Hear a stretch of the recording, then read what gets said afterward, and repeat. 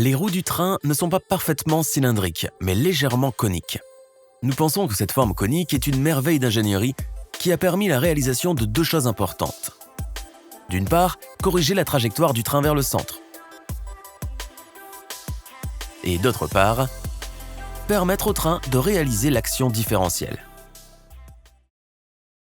Pour comprendre la première réalisation, nous allons effectuer une expérience simple avec des gobelets en papier collé. Si je fais rouler cet assemblage de gobelets en papier collé sur un rail, on peut voir qu'il se déplace en ligne droite. Même si je donne une petite impulsion au gobelet au début, il continue à se déplacer. Maintenant, qu'en est-il de cet assemblage? Celui-ci est collé dans le sens inverse. Si je fais rouler les gobelets sur la même piste, cela échoue. Les roues de chemin de fer utilisent ce type de forme conique. Cet angle permet aux roues de ne jamais quitter les rails, mais la question est de savoir pourquoi. Cette disposition conique produit une force d'autocentrage. Pour comprendre comment, nous devons vérifier les forces agissant sur les roues. Au cours d'un déplacement en ligne droite, les principales forces qui agissent sur les roues sont représentées ici.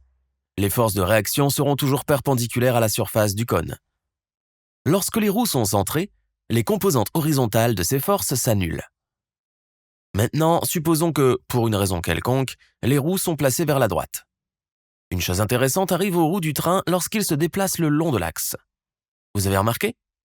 On voit clairement sur le visuel que l'ensemble du train de roues s'incline comme indiqué. Avec cette inclinaison, les forces normales sont également inclinées. Si vous faites une analyse de force dans cette situation, vous pouvez voir qu'il y aura une force nette vers la gauche. Cette force ramènera automatiquement les roues en son centre.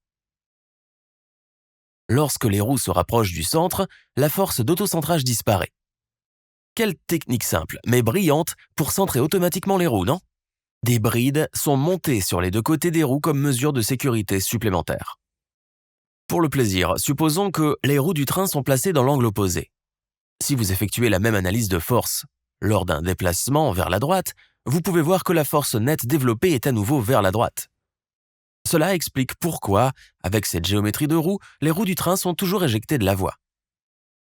Maintenant, explorons la deuxième raison pour laquelle les roues ont une forme conique. Grâce à cette forme conique, les ingénieurs ont pu obtenir une action différentielle. Supposons que le train doive prendre un virage comme indiqué.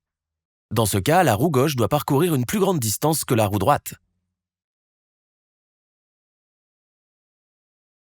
Cependant, lorsque les roues sont reliées par un arbre commun, comment une roue peut-elle parcourir une plus grande distance que l'autre? C'est là que la forme conique entre en jeu. Pour ce faire, il suffit de tourner les roues pour qu'elles glissent légèrement vers la gauche. Si on regarde le point de contact des roues, on constate que la roue gauche a un rayon plus élevé que la roue droite. Bref, pour un même angle de rotation, la roue gauche parcourra une plus grande distance et réalisera une action différentielle. Rappelez-vous, pour obtenir une action différentielle dans les voitures, les ingénieurs devaient séparer les roues et les faire tourner à des vitesses différentes. Ici, ils ont obtenu l'action différentielle simplement en donnant aux roues une forme conique. Intéressant, non? Bien sûr, lorsque les roues glissent vers la gauche, elles produisent automatiquement une force vers la droite, comme nous l'avons vu précédemment.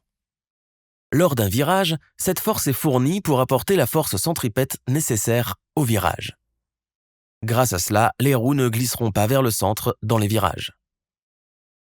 Chez Lasix, nous saluons les brillants ingénieurs qui ont accompli deux objectifs techniques principaux en prouvant simplement que les roues sont coniques. Merci d'avoir regardé la vidéo. À très bientôt.